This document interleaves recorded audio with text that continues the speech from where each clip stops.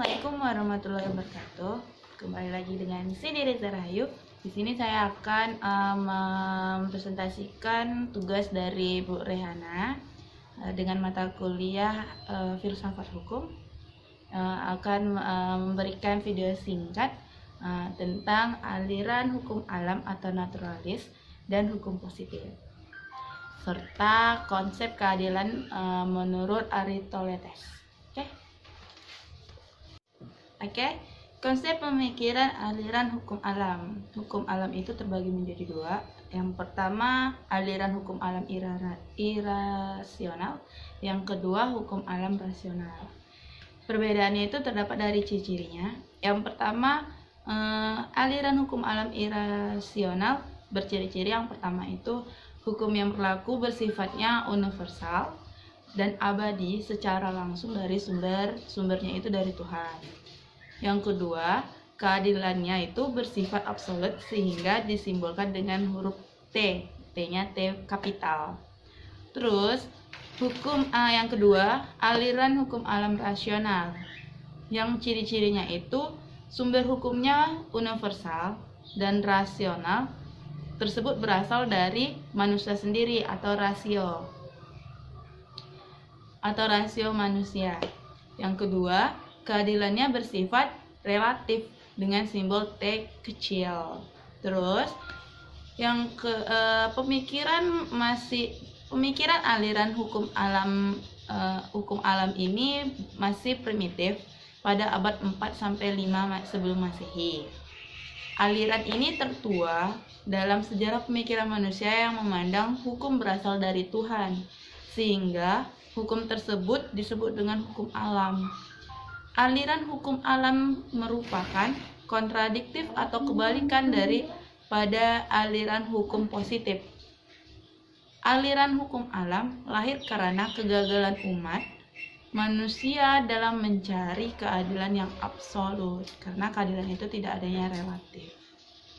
Terus, hukum alam karakteristiknya bersifat universal dan abadi. Pemikiran para tokoh aliran hukum alam ini ada dua, aliran hukum alam Yunani dan aliran hukum alam Romawi. Yang dimana hukum aliran alam Yunani ini tokoh-tokohnya Sokrates, Plato, Aristoteles. Terus yang hukum alam Romawi itu tokoh-tokohnya Cicero, Gaius, Ulpianus gitu. Kita masuk ke hukum alam Yunani yang dibawa oleh pemikiran tokoh yang pertama, yaitu Sokrates. Sokrates ini adalah sosok yang kritis dalam cara berpikirnya itu kritis. Filosofis Sokrates ini mencari sebuah kebenaran yang berlaku untuk selama-lamanya gitu. Sokrates berpendapat kebenaran harus lahir dari jiwa itu sendiri. Ia tidak mengajarkan, melainkan menolong mengeluarkan apa yang tersimpan dalam jiwa orang tersebut. Gitu. Metode yang digunakannya meiutik edukatif, yaitu mencari kebenaran yang tetap dengan tanya jawab sana sini dan kemudian dibulatkan dengan sebuah pengertian. Kita masuk yang kedua, yaitu Plato. Plato ini adalah seorang filosof Yunani, pendiri akademik Platonik di Athena, sekolah tingkat tinggi pertama di dunia barat. Plato ini adalah murid dari Sokrates. Plato ini adalah seorang guru dari Aristoteles.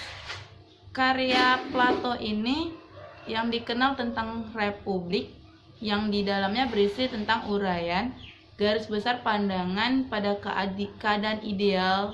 Dia juga menulis soal tentang hukum. Gitu. Ajaran Plato ini tentang sebuah etika. Yang ketiga itu yang terakhir Aristoteles adalah seorang murid dari Plato gitu. Pemikiran beliau berkembang pada waktu ia memimpin Lyceum yang mencakup 6 buah karya tulis yang membahas tentang logika, masalah logika yang dianggap sebagai karya-karyanya yang paling penting. Selain kontribusinya di bidang metafisika, fisika, etika, politik, kedokteran, dan ilmu-ilmu lainnya atau ilmu alam gitu. Aristoteles menjelaskan bahwa materi tidak mungkin ada tanpa bentuk karena ia ada atau eksis gitu. Terus logika Aristoteles adalah suatu sistem berpikir deduktif sebagai dasar dari setiap pelajaran tentang logika formal. Terus aliran hukum positif. Aliran positif di sini merupakan sebuah kebalikan dari hukum alam. Yang beranggapan yang pertama itu hukum adalah undang-undang sebagai perintah manusia. Dan yang kedua, tidak ada hubungan antara hukum dan moral atau hukum yang ada dan yang seharusnya ada gitu. Terus hukum sebagai suatu sistem yang logis, bersifat tertutup dan menghasilkan putusan hukum yang tepat secara logis dan mengatur hukum yang terlepas dari tuntutan sosial, kebijaksanaan, norma-norma moral. Gitu. Aliran-aliran dari hukum positif, tokohnya itu ada 3 juga, yaitu Hans Kelsen, W. Friedman, John Austin. Oke, untuk yang kedua pembahasan tentang konsep keadilan dari para tokoh. Ya salah satunya itu Aristoteles. Oke, kembali lagi dengan Cindy. Konsep keadilan menurut salah satunya itu para tokoh Aristoteles. Menurut Aristoteles itu teori keadilan itu ada 5 kategori ya. Yang pertama keadilan komunikatif, di mana keadaan komunikatif ini adalah perlakuan kepada seseorang maupun tanpa melihat jasa-jasanya. Example, pemberian sanksi kepada seseorang tanpa melihat jasa atau jabatannya. Yang kedua, seorang ibu yang memberikan hadiah yang sama kepada anak-anaknya tanpa memandang yang telah apa yang setelah anaknya lakukan terhadap ibunya. Tidak boleh tidak boleh memilih gitu.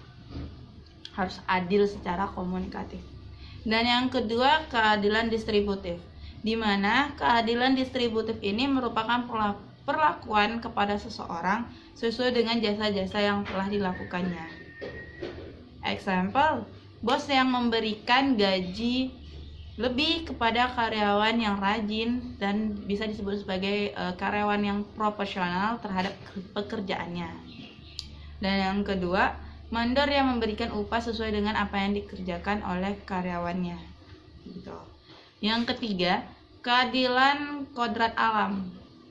Keadilan kodrat alam ini merupakan perlakuan kepada seseorang yang sesuai dengan hukum alam.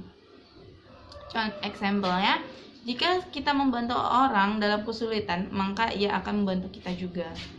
Sama kita kayak dengan katanya balas budi gitu.